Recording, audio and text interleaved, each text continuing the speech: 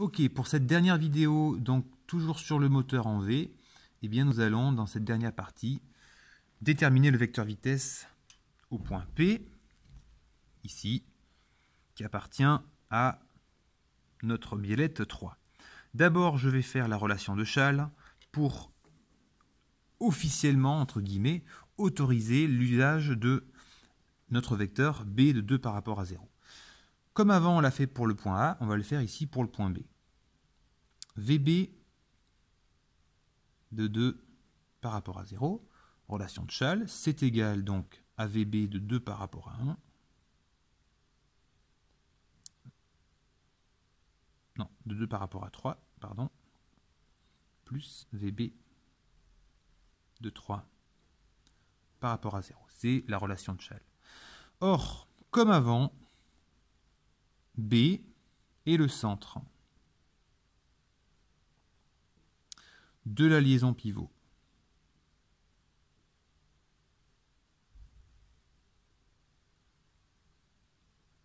Entre 2 et 3, ici, entre la bielle maîtresse et la biellette.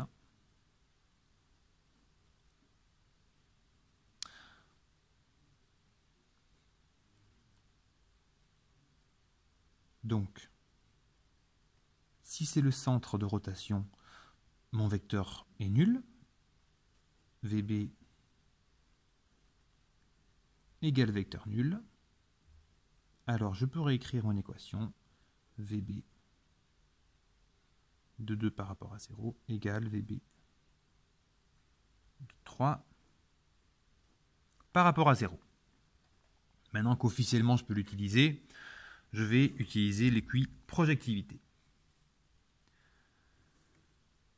L'équiprojectivité entre B et P me dit que d'abord je dois tracer la droite qui relie les deux points concernés. Elle existe déjà, je vais la prolonger entre B et P. Je ne suis pas tout à fait dessus. Voilà. Cette droite,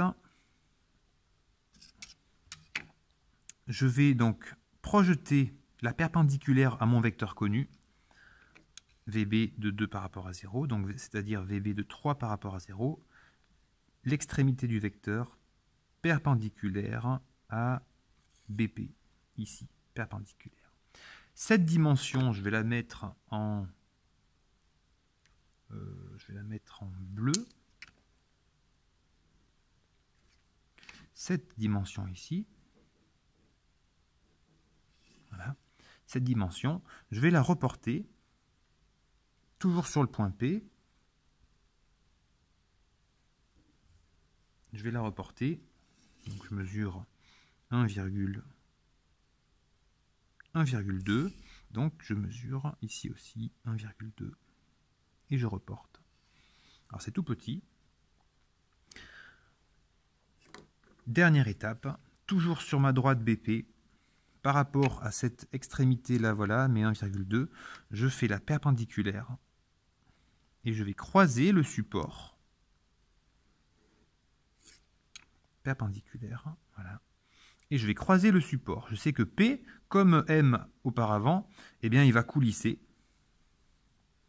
mon piston dans sa chambre. Donc ici, intersection, et ça me donne l'extrémité de mon vecteur P de 3 par rapport à 0.